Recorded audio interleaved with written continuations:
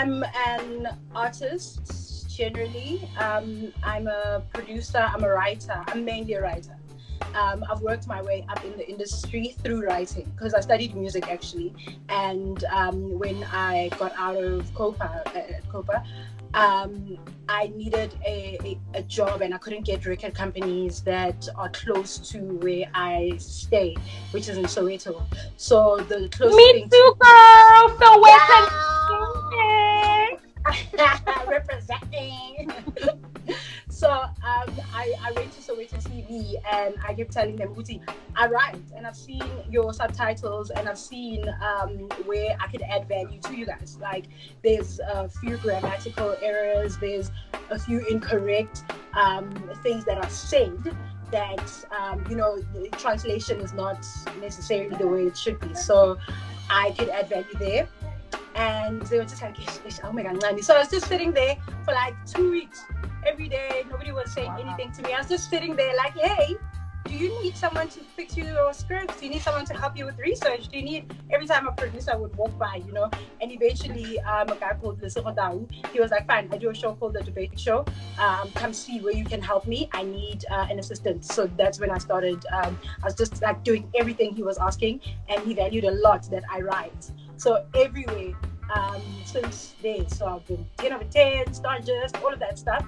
I've done all the writing, all the doing the treatments, all the, so I learned television once I got into television, but it was through writing that so I'm that girl. I'm like a researcher, writer, production, producer, series producer, all of that stuff.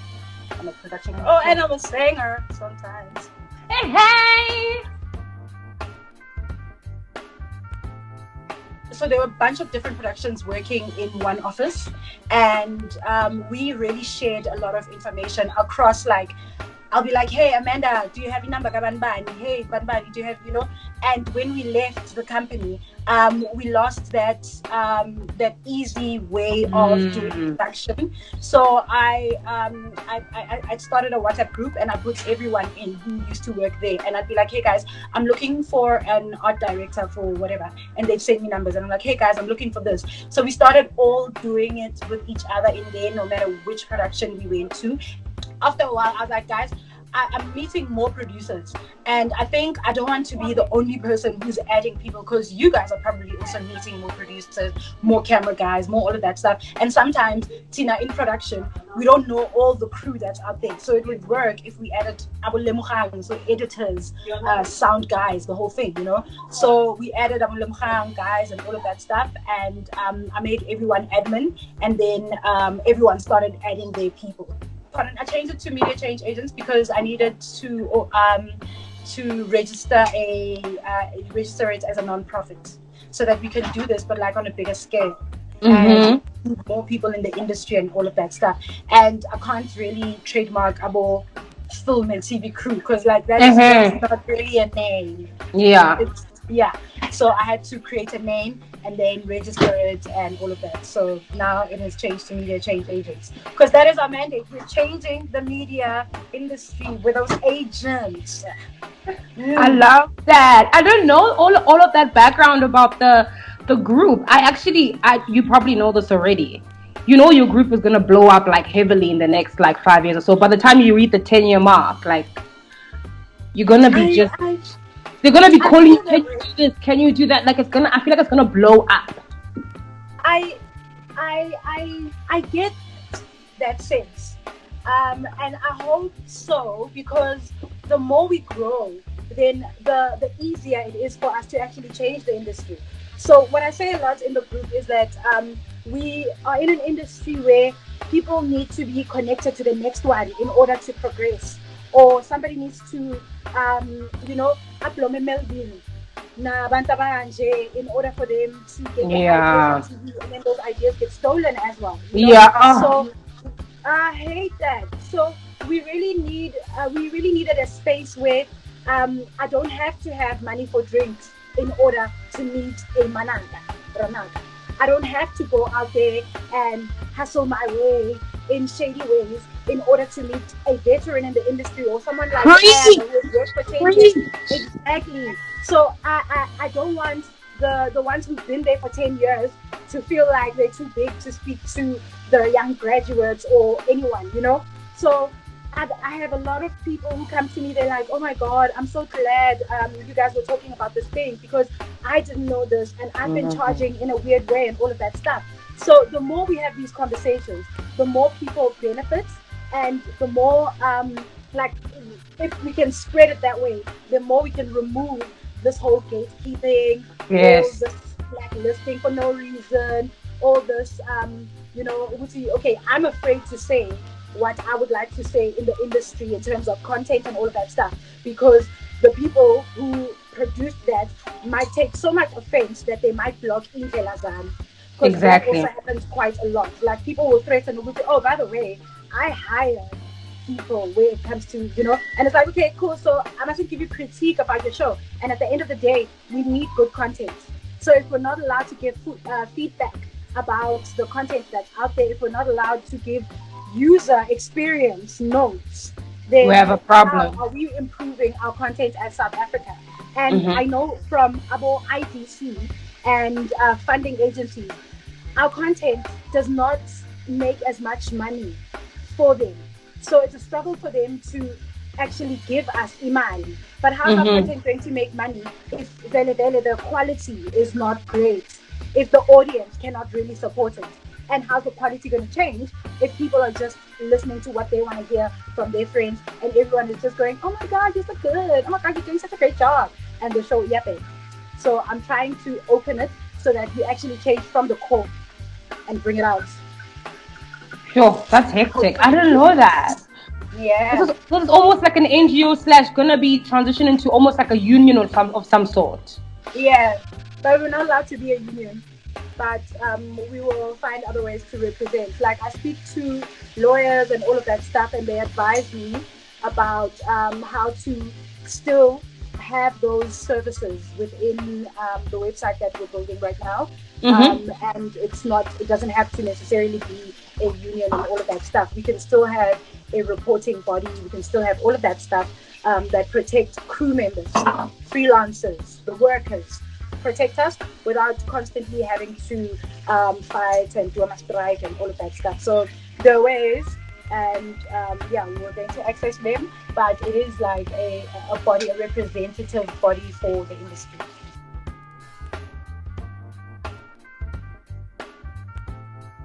Okay, pre-corona, like, we were still trying to survive, you know. The financial burdens it's like we already had them. They were just heightened, whatever. We know that fight, we've been fighting it, we've been crying, all of that stuff. But corona introduced, well, not reintroduced, but heightened the awareness. We actually need to find faster ways of producing. Yes. The state of taking like days to keep a show gossip, Yeah. now it's going to affect us badly. And this thing, we can't simply find ways to create quality content with just our phones or just one camera and all of that stuff is going to affect us majorly. And the hectic thing about it is even during this time, technology companies have been producing technology that eliminates the need for too much crew. There's a TV show that places these cameras that follow according to like the presenter's AI features and whatnot. So it's plastered on the walls, and then when they move and talk, the camera moves, so it feels like you've got a person in studio recording, but there's no one. It's just the team that, okay, you buy a vision mix and but essentially there's no crew behind it. The show can be used from home, so post COVID-19, we're going to have to find a way to be relevant as crew personnel, industry personnel, even though technology is fast tracking recording technology, as well as making everyone a content person, a camera guy, a sound guy, because everyone has started creating YouTube channels, everyone has started creating little short videos, skits, all of that stuff. So there was less. It was on the come up, right, prior to the outbreak. But now that everybody's been home and everybody has time and all of that stuff, sonke script writer, sonke video recorder, sonke siyakwazi kuyenza, and then we're all putting out content. And the funny thing is, normal people who aren't filmmakers or whatever, they are so quirky in their content because they don't follow the rules. They don't know the rules. They just freestyle, and it turns out so great. Yes. So we're gonna have to up ourselves, our skills, in order to still justify. We need to be paid in a world that's creating so much for free. So, who's on 10?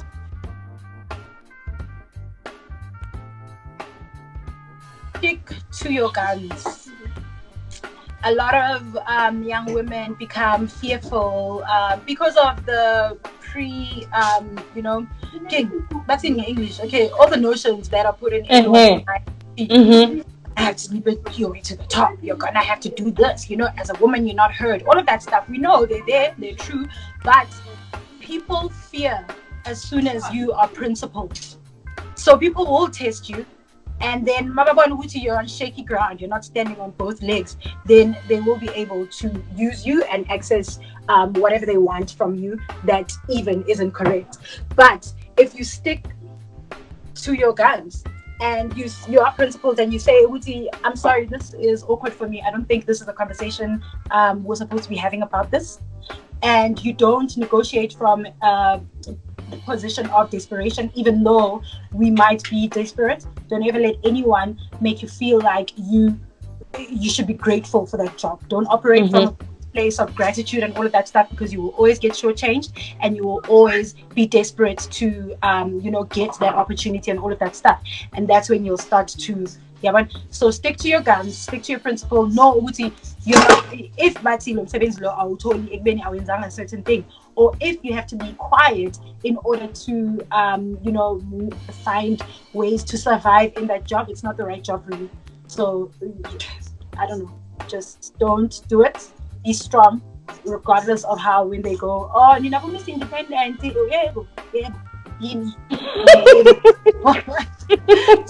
to it, begs, and try to align with women who are like that as well. There are a lot of shady women in the industry as well, but if you find those women that can back you up, then let me just check quickly if Nomonde feels like this conversation, I just need someone else to hear this conversation, because I feel like it might not sound a bit right, but let me just hear someone else. Maybe I'm overreacting, but let me hear.